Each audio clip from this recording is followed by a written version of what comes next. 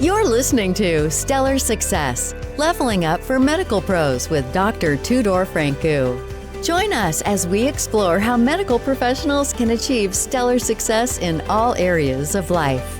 It's time to level up. Stellar Success Podcast again with Dr. Tudor Francu, your host. Paulina Riedler from North Carolina is with us today. How are you? I'm doing fantastic. Thank you for having me. Sure. Thanks for coming over to the podcast. I wanted to start with, a simple question, and you can elaborate on that. Why are you so successful now? Love that question. I have to bring it back to people. I think the people in my organization, the people who have helped me build this company, they are the reason why we are successful. Very nice. So tell us a little bit about the company then and your successful trajectory so far. So we've had an interesting trajectory. We started this business, actually, my husband and I started this business 13 years ago. And we had no plans at that time of this becoming the thing that sustained our whole lives. It took about 7 years until the company really grew to the point where we said, okay, this is it. We need to go all in now. And I'm a nurse by trade. I was working in the hospital still. We were working on this business together. And it really was a side business until we realized that there was a lot of potential. And I quit my full-time job at that point. And that was a catalyst for the explosive growth we saw at that point. Interesting. Mm-hmm. So let's go back a little bit to to the idea of this business. So we can tell the listeners, what is this all about? Yeah. So I think a lot of success also comes back to timing. So we happen to have timing on our side here. So we started in 2012. And when we started, we were reading a local newspaper in Ventura, which is where my husband is from. We were reading an article in this paper that a nurse, an RN, was arrested on criminal charges for administering Botox to patients. She was doing Botox parties, going to people's houses, doing Botox, but had no physician oversight. And so I started to look into this because at the time I was a nurse and I thought, number one, I didn't know anything about Botox or Botox parties. So I started to look into this and say, well, why was she, not following the law? And why was she practicing outside of her scope? Because she was trained, she had 20 years of training, she was very experienced. So come to find out, right, there's a lot of nurses at that time that were actually practicing aesthetic medicine, Botox and fillers, injectables, without a physician giving them the order to treat those patients. There was this sort of misconception that it's just Botox, it's not really medicine, right? And so people are forgetting that, yes, it is in fact medicine, and you do need an order from a physician or somebody with prescriptive authority to allow this RN to carry out those orders. And so the medical board came down very hard on this case and tried to make a point out of it. And so when we researched this, my husband had a telehealth company in a separate industry at the time. So we said, well, why isn't anybody using telehealth? Bring in the physician, bring in the nurse practitioner to do a consult with this patient, give the order to the RN, then they can continue practicing. And nobody was doing that at the time. So we spun up this model and we said, well, why don't we try it? So we had a physician friend in San Diego who had a few med spas. So we asked if we could prototype this model that we had in mind. We hired a couple of nurse practitioners. We used him in the beginning, and he would do virtual consultations with the patient when they came in. And it started to, we started to evolve, and now we are where we are today. So now we're in 30 states across the United States offering services to other medical spas. Very interesting. So it's not a state-by-state legislation, right? You can do this everywhere? There are state-by-state legislation, and there is obviously different parameters based off of different state boards that will allow, usually it's about the same. What's within an RN scope and an NP, those are generally the same.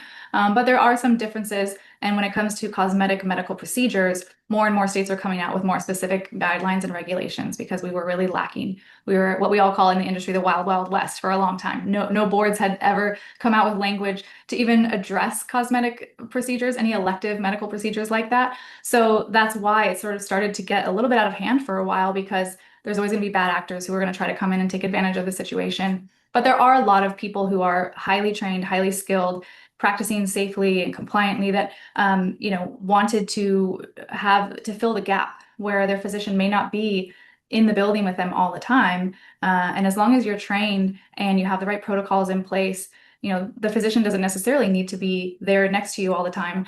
And that's where we were able to come in and allow, especially for physicians who wanted to grow their practice and maybe have 3 or 4 locations, but they can't be at every single one all the time, then they can use our network of nurse practitioners to do those consultations for them. Interesting. So you're basically providing a service Mm-hmm. to connect the nursing staff with a competent physician that can order those kind of treatments Correct. that the nurses are performing Correct. on That is patients. correct. And all of those nurses that are treating patients, they have to have their own physician medical director that oversees their practice. But like I said, they may just not be there every day.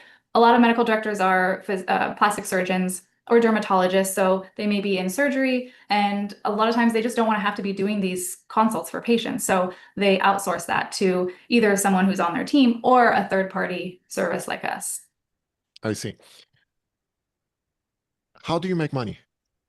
We charge our clients every time we see a patient for them. So Interesting. the medical spa will pay us every time we see a patient for them. Yeah.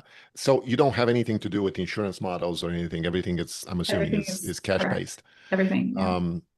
Okay, so let me go back a little bit into your mindset when you Yeah. started this idea, because you basically filled a need We in feel the the need. in the business that didn't exist. They didn't have that kind of autonomy, I would say, for them to, practice what they want. Um, how did you think of this? The solution came to mind, I think, because my husband was already doing telehealth in another sector.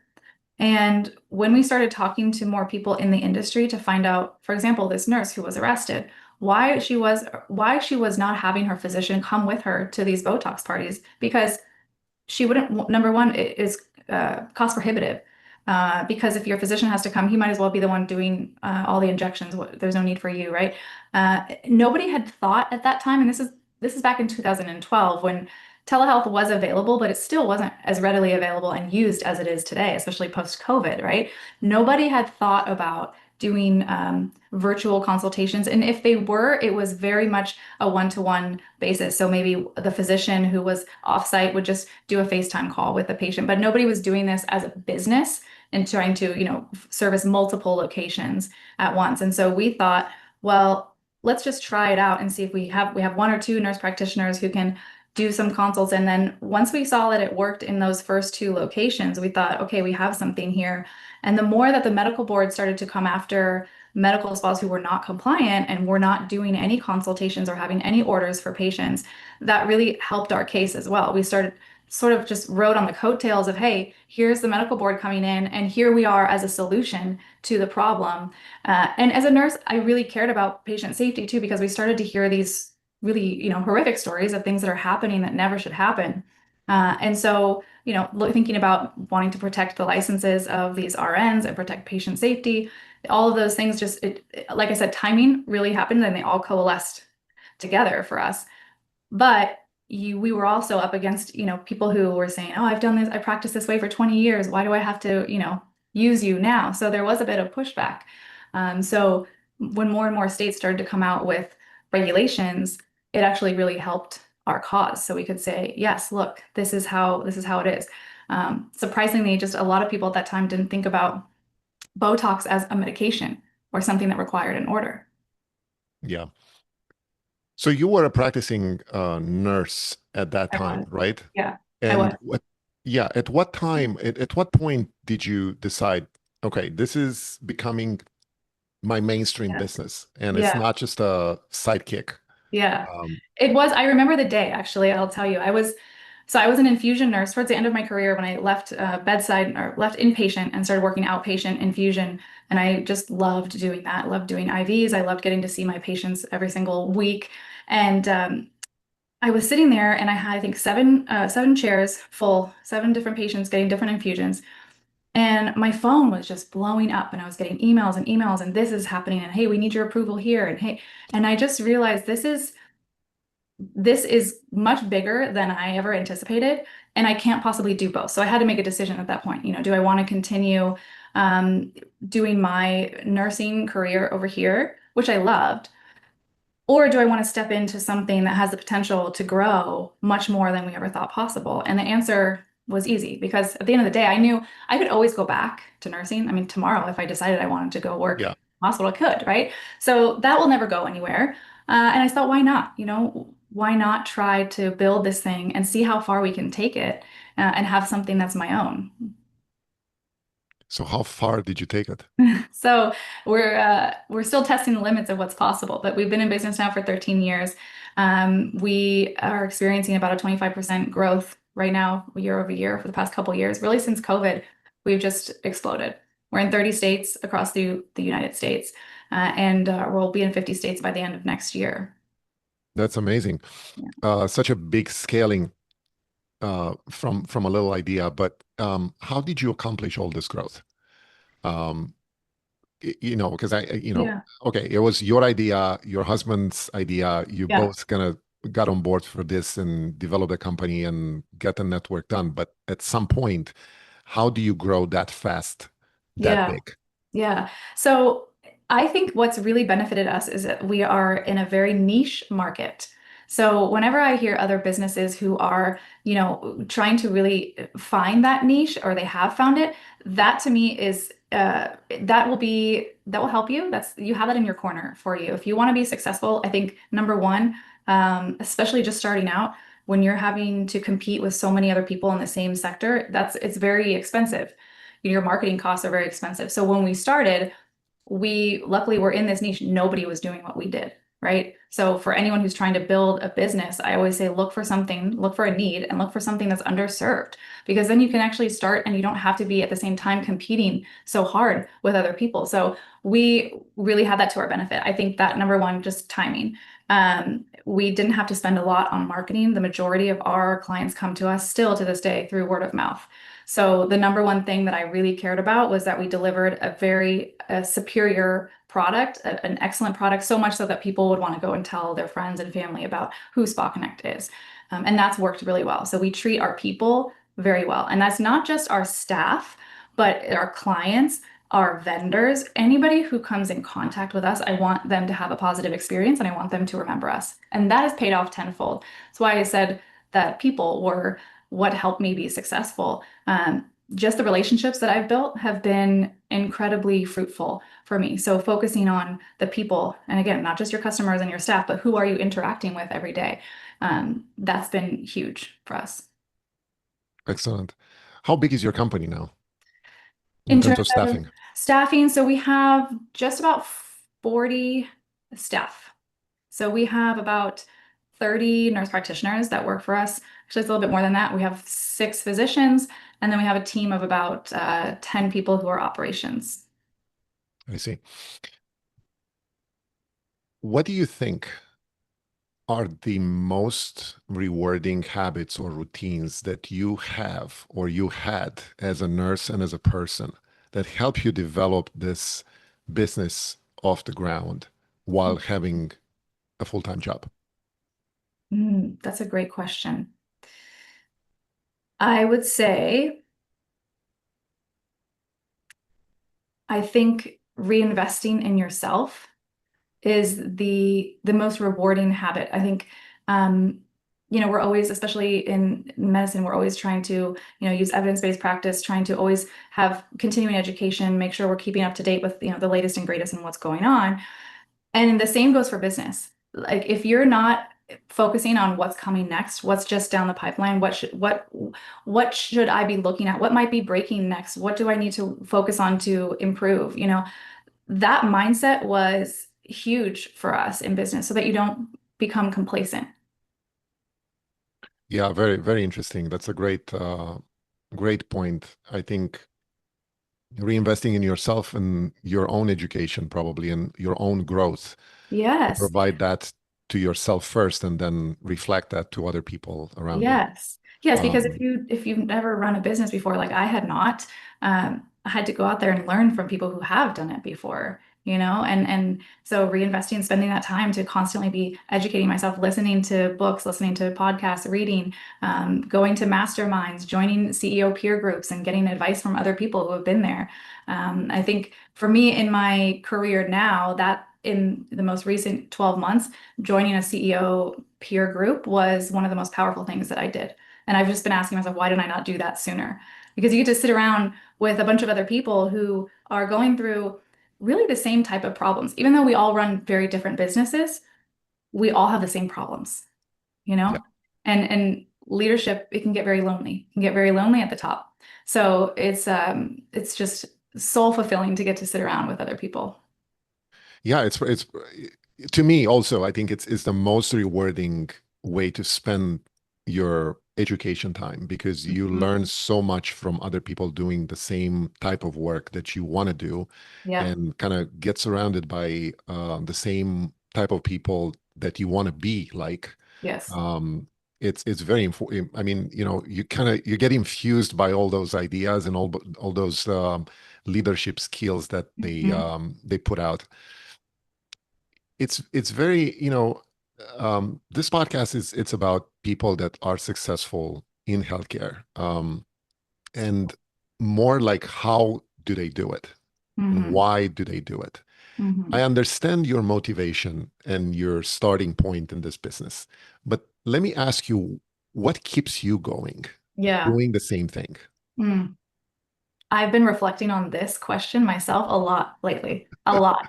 And I'll tell you why, because you get to a certain point of your business where things start to operate without you, which is fantastic. That's what everybody wants. I want Yeah. a business that runs without me and I can just, go to the Bahamas and sit on the beach. It's like, yeah, that's the dream, right? I'm not quite there yet, but I do have a very successful business.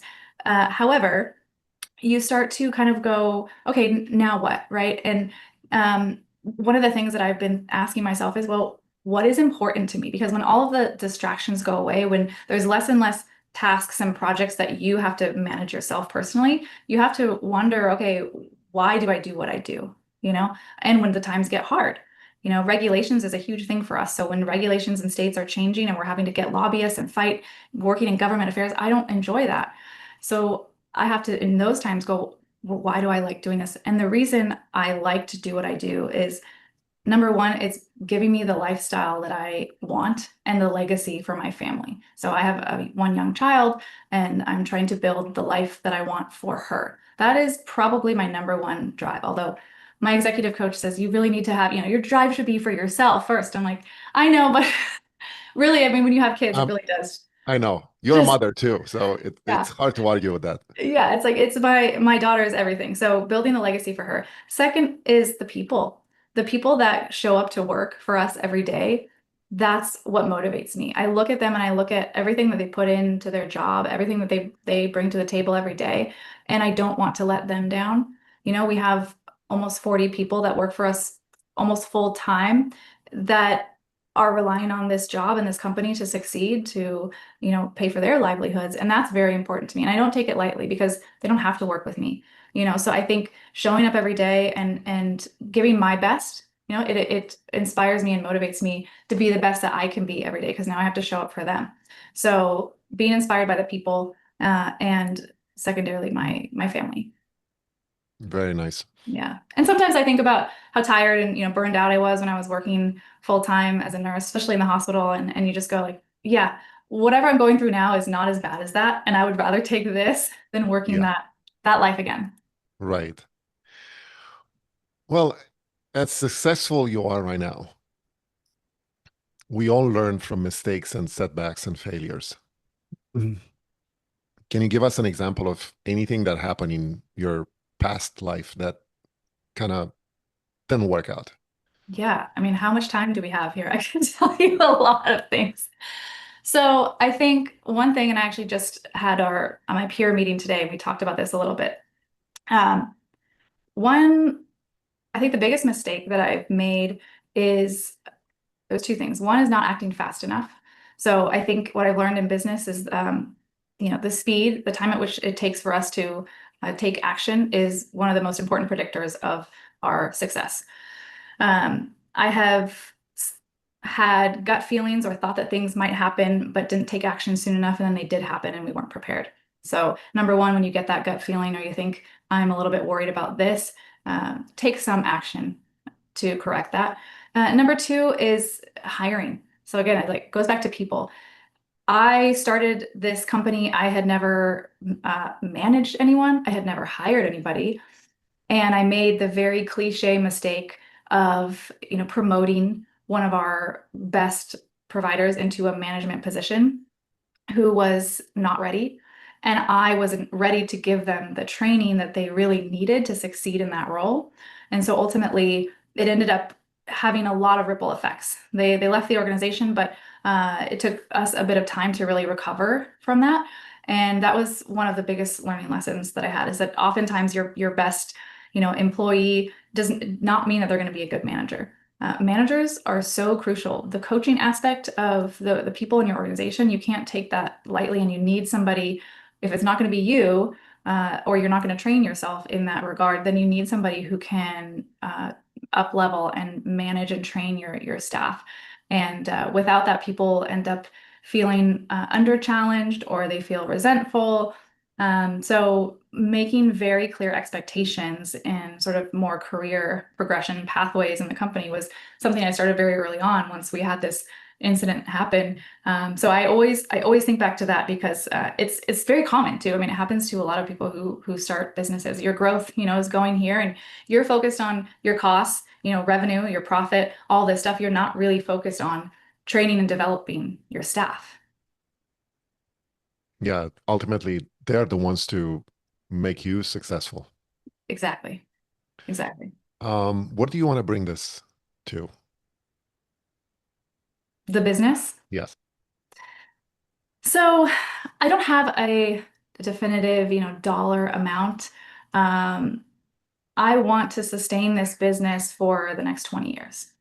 I'm not in this to sell or exit. Now that could change, in a few years. I could feel differently, but Everybody has a price, right? everybody has a price. And that's why I always say we want to be deal ready.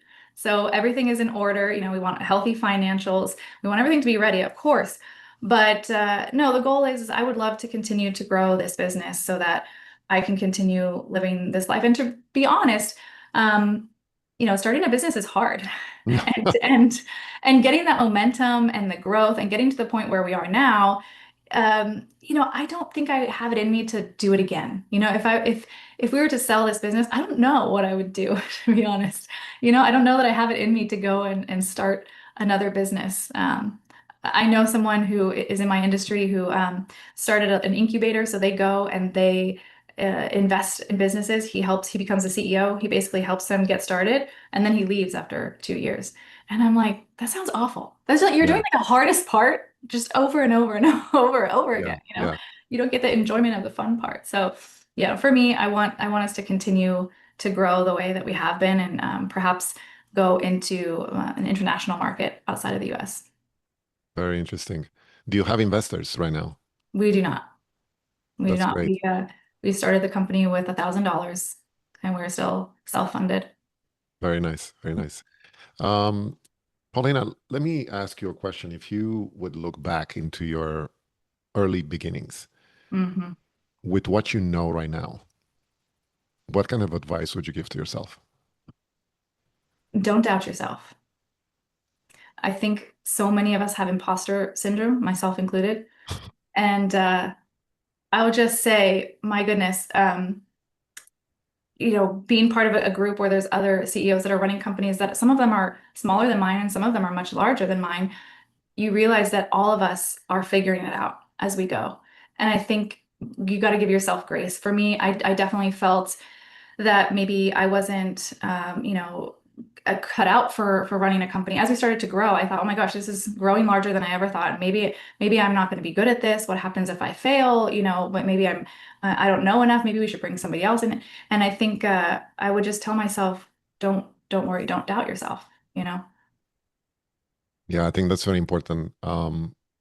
It's hard enough to be a woman, Hmm. mother, full-time employee, Hmm. starting a business, growing that business, and doubting yourself. Because Yeah. if you have that little glimpse of doubt in you, you're not going to make it. Yes. Yeah.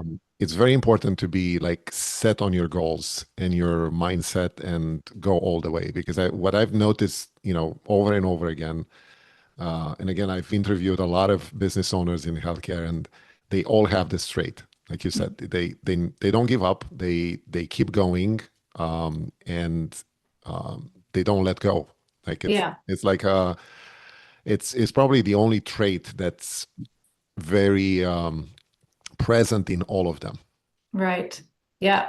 You got to have a little bit of grit. It's true. And believe in yourself. You're very right. If you don't believe in yourself, none of your employees will believe in yourself. None of your customers are going to believe what you're selling them, right? So you have to first look in the mirror and be able to say, I know I can do this. But no matter what happens, I know we'll figure it out. I don't have to have all the answers right now. We'll figure it out. Exactly. How can anybody get in touch with you to know more about this line of business? Maybe some, leadership skills Yeah. Yeah, and absolutely. So advice. I do most of my writing and outreach on LinkedIn. So you can find me on LinkedIn. And then the company we're on, Spa Connect is on Instagram as well. So find us on Instagram or on LinkedIn. Awesome. Yeah. Thank you so much for being here. I hope people would reach out to you, and I'd love to circle back maybe later on in the year to see where you are. That would be great. Thank you for having me. Thank you. Are you a busy medical professional striving to excel in life and work? Stellar Success Podcast brings you the habits and insights of top leaders in medicine and beyond. Discover strategies for balance, growth, and fulfillment in every episode. Follow us on Instagram at Stellar Success Podcast for daily inspiration. Start your journey to success today. Subscribe to the YouTube channel now. That's a wrap on Stellar Success, Leveling Up for Medical Pros with Dr. Tudor Francu. Interested in joining us? Go to stellarsuccesspodcast.com/guest to apply. Stay stellar and level up.